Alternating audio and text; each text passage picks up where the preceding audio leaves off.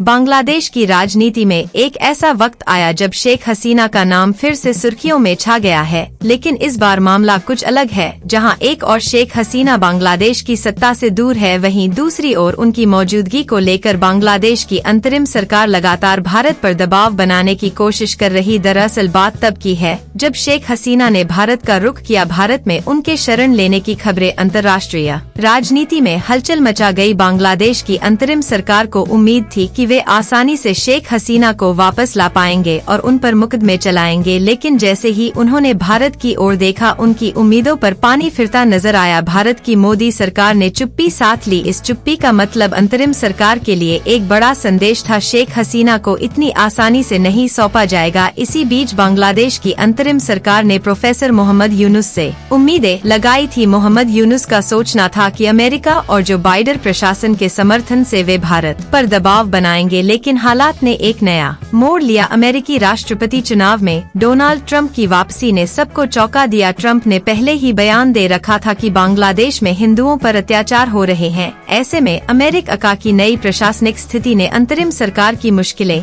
और बढ़ा दी है। बांग्लादेश की अंतरिम सरकार ने हार मानने की बजाय इंटरपोल का सहारा लेने का फैसला किया। उन्होंने इंटरपोल से शेख हसीना के खिलाफ रेड कॉर्नर नोटिस जारी करने की मांग की। उन्हें उम्मीद थी कि इंटरपोल के 196 सदस्य देश इस मुद्दे पर भारत पर दबाव बनाएंगे, लेकिन यहाँ भी उन्हें एक बड़ा झटका लगा। भारत ने ये साफ कर दिया कि इंटरपोल का नोटिस सिर्फ एक अनुरोध है, कोई बंधन नहीं। शेख हसीना की बांग्लादेश वापसी में सिर्फ कानूनी पेश नहीं है, बल्कि उनके समर्थकों की बड़ी संख्या भी एक चुनौती है। शेख हसीना का मानना है कि आज भी बांग्लादेश की जनता का भरोसा उन पर कायम है और वे खुद को बांग्लादेश की वैध प्रधानमंत्री मानती हैं। यह मान्यता उनके समर्थकों को एकजुट रख रही है और अंतरिम सरकार के लिए एक बड़ी चुनौती पेश कर रही है। बांग्लादेश की अंतरिम सरकार की मुश्किलें यही खत्म नहीं होती। भारत से अनाज, चीनी और बिजली जैसी जरूरी चीजें आयात करने वाली बांग्लादेशी सरकार को भारत से नाराजगी मोल लेना आसान नहीं है। प्रोफेसर यूनुस इस मुद्दे को लेकर बांग्लादेश की राष्ट्रीय प्रतिष्ठा पर सवाल बनाने की कोशिश कर रहे हैं, लेकिन सच यह है